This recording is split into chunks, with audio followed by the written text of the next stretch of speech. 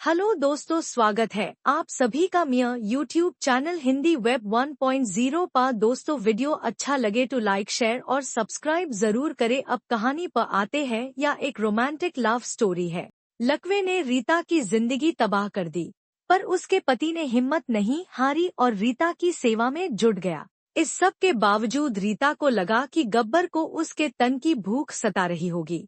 उसने अपनी छोटी बहन मीता से गब्बर का दूसरा ब्याह कराने की सोची। क्या गब्बर ने रीता की बात मान ली? वाकई गब्बर को औरत की देह की भूख थी। New line. सूरज हर रोज की तरह आज भी अपनी धुन में मगन सा निकला, पर अब यह सूरज रीता के लिए और दिन जैसा नहीं रहा था। कहते हैं कि दिन खोटे होने में पल भर भी नहीं लगता। बस ऐसा ही कुछ रीता के साथ हुआ था। एक रात ने उसकी जिंदगी को खोटा कर दिया। वह रात में अचानक कांपने लगी। उसकी जबान तालू से चिपक गई। वह कुछ बोल नहीं पा रही थी। लकवे ने रीता की जिंदगी तबाह कर दी, पर उसके पति ने हिम्मत नहीं हारी और रीता की सेवा में जुट गया। इस सब के बावजूद रीता को लगा कि गब्बर को उसके तन की भूख सता रही होगी। उसने अपनी छोटी बहन मीता से गब्बर का दूसरा ब्याह कराने की सोची। क्या गब्बर ने रीता की बात मान ली? वाकई गब्बर को औरत की देह की भूख थी। सूरज हर रोज की तरह आज भी अपनी धुन में मगन सा निकला, पर अब यह सूरज रीता के लिए और दिन जैसा नहीं रहा था। कहते हैं कि दिन खोटे होने में पल भर भी नहीं लगता। बस ऐसा ही कुछ रीता के साथ हुआ था।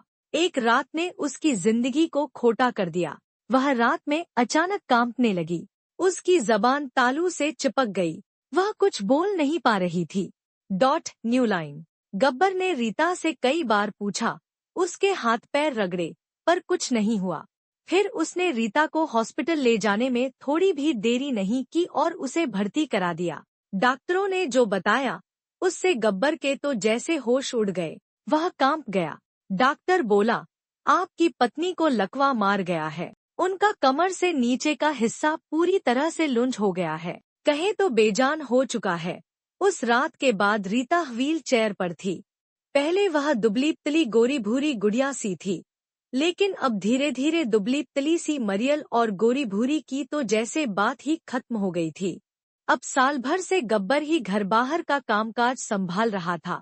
नहीं तो रीता के रहते उसे घर की कैसी चिंता। वह हमेशा सोचता था कि रीता है तो सब देख लेगी। इस बीच उसे यह भी एहसास हुआ कि रीता वाकई कितना काम करती थी। गब्बर रीता को कोई कमी न होने देता।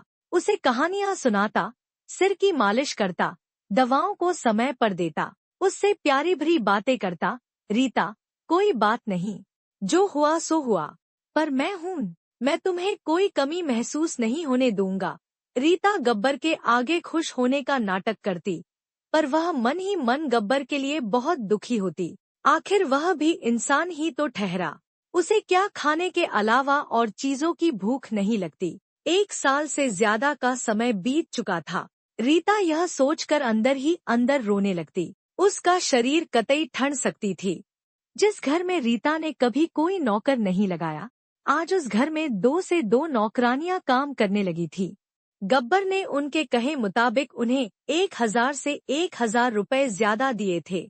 बस उसकी एक ही डिमांड थी कि रीता जो कहे वही और वैसा ही काम करना है।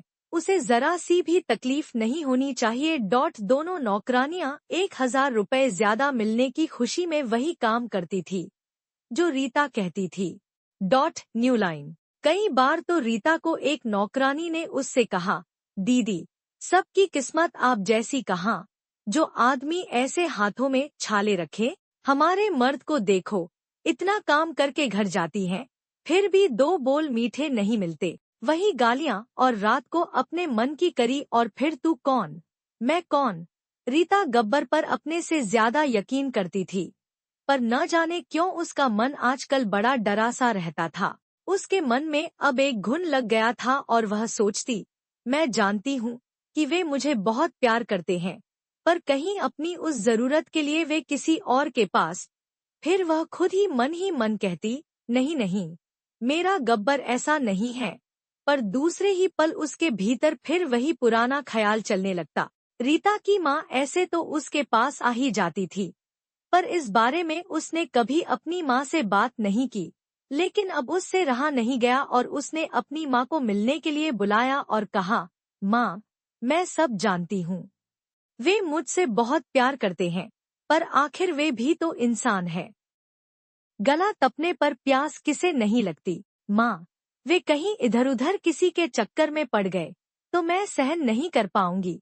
माँ ने कहा, मैं तेरी परेशानी समझती हूँ, पर क्या कहूँ।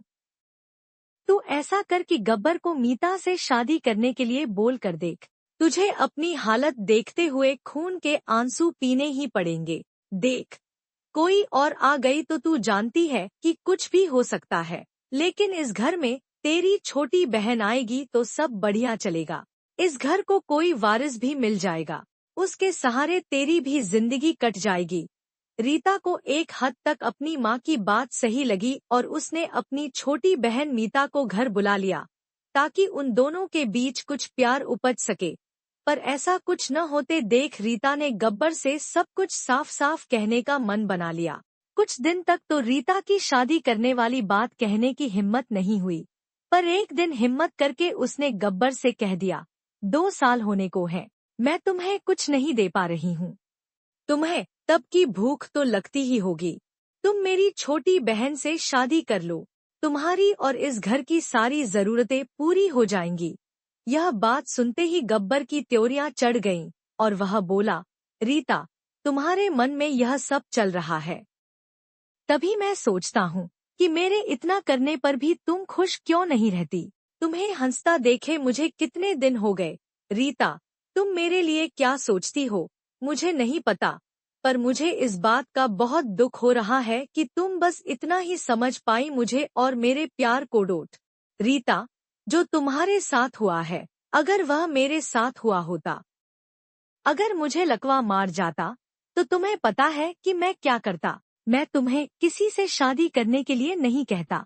मैं चाहता कि जिस आग में मैं अपाहिज होकर जल रहा हूँ, तुम्हें भी उस आग में जिंदगी भर मेरे साथ जलना पड़े।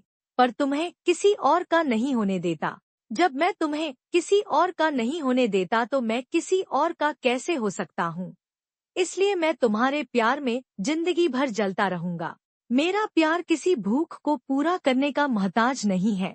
मुझे प्यासा रहना मंजूर है। यह सुनते ही रीता गब्बर के गले लगकर फूट फूट कर रोने लगी।